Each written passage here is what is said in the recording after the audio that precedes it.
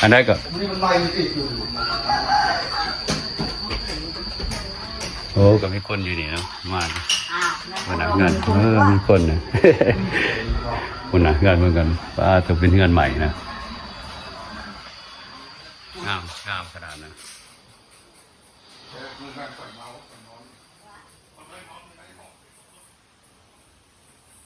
มีเจ้าของนอนอยู่เนี่ยสิ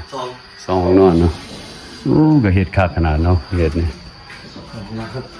ปีนึงได้มาอยู่ประมาณ 2-3 เทื่อมันนอนมันมีเวลามานอนหรือมานอนไหนนี่บ่อยโอ้ถึงสิเลยเมืองเงินใหม่อยู่เมืองลาวงามนะเงินนั่นสิแล้วคุณอ่ะยังเย็นเลยเนาะขนาดว่ามันก็ไปถึงเงาบนเลยพวมันเป็นใหม่เลยมันบ่ได้เป็นปูนเลยงามมากนะมันมีสองนอนถ้าจะยามฝนถ้ายามแรงโอ้ยลูกสาวนี่นั่นแหละโอ้จะปีเลยตัวนี้ก็เป็นห้องนึงมีสองห้องนอนพาก็มาแปลงคิด2-3วะคิดเป็นคิด3 ปีแล้วโอ้พามา2-3 มื้อก็เลยเป็นของเก็บสะสมเป็นปืนเก่า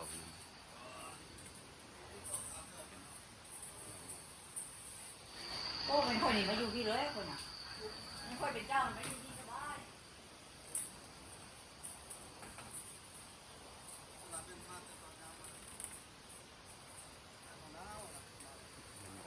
มาทางหลังเนี่ยก็ได้นะ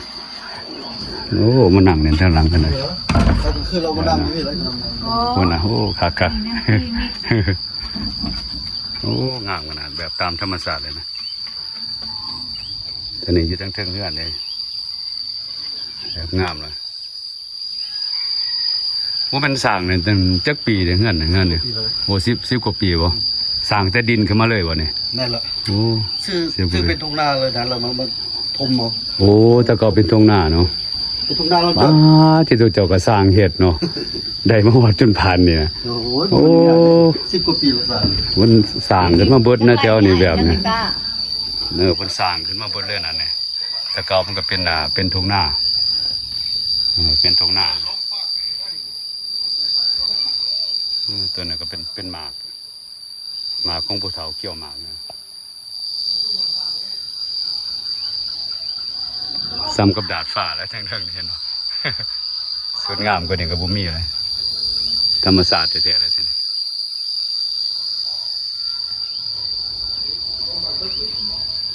กับโบไก่จากเงื่อนเบาซักแล้วก็ประมาณ10 ปลายนาทีนะเพราะขี่พิษเดินขี่พิษทางเลยก็สิมาสร้างเนี่ยขี่พิษทางเลยพวกแกแล้วก็หน่อยนึงก็เปื้อนเลยใหม่ตรงเลยแค่นี้เรามีเวลาแม่ก็คิดปุ่นจับหรอกคือว่าโมกเลยว่าโมกเขาไปก็ถึงถูกก็ถึง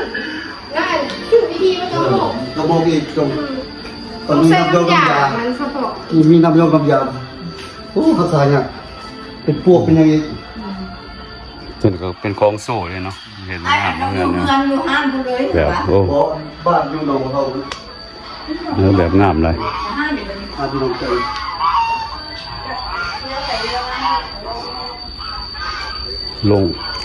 ลงไปข้างเนี่ยก็ได้อีกตัวหนึ่งก็เป็นทางลงอยู่โอ้มี2 ขางลงเลยมี2 ขางโอ้แบบงามนะเงินหลังใหญ่เป็นเงินใหม่นะเงินใหม่อยู่เมืองลาวนี่ลงอยู่ตรงนั้นเบิ้งเลยนี่ฉะนั้นนี่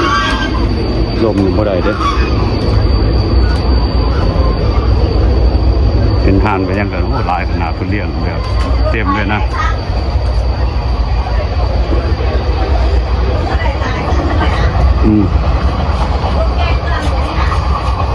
ตัวนึงก็เป็นรถเป็นสายร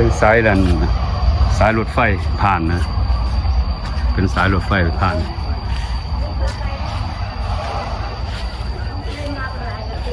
แบบงามขนาดนั้นเลยแบบสุดยอดเลยนะ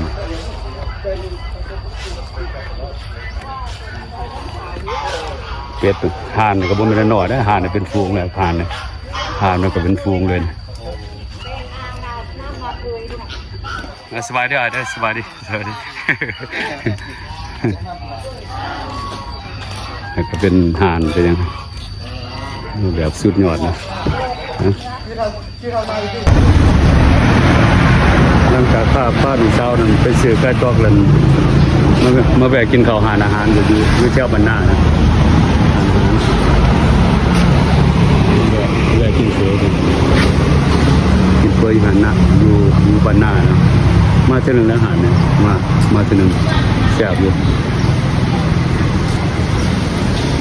เป็นกระสือไก่ตอกประมาณ10 คู่เสือไปเลี้ยงเลยไม่ได้ไก่ตอกมาห่านเป็นห่านอยู่บ้านหน้าเจ้าบ้านหน้า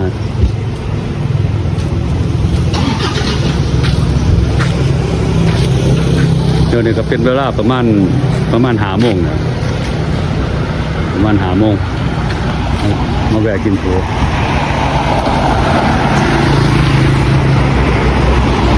แล้วกินเพื่อแล้วเป็นโสมเมื่อนะ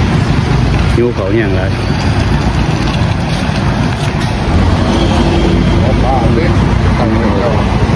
มันเอามาแวะกินเพื่อเป็นอะไรกับเงินนะกับมือเงินนะ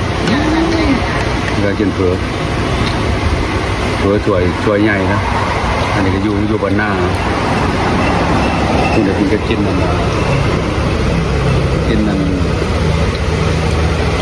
เขายังบอกผัดเผ็ดเป็นผัดเผ็ด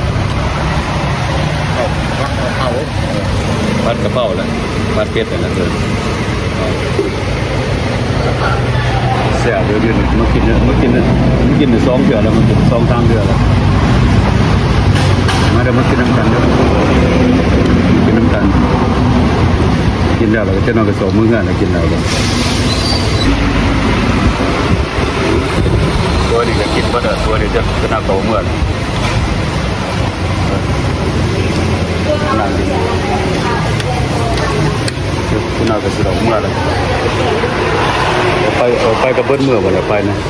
ไปงานหมู่เบิ้ลเมื่อนะไปเบิ่งไก่ตอกลูกสาวเสียไก่ตอกไปเลี้ยงโอเคก็ขอบใจหลายเลยเข้ามาคนหลายก็แซ่บเอาจาก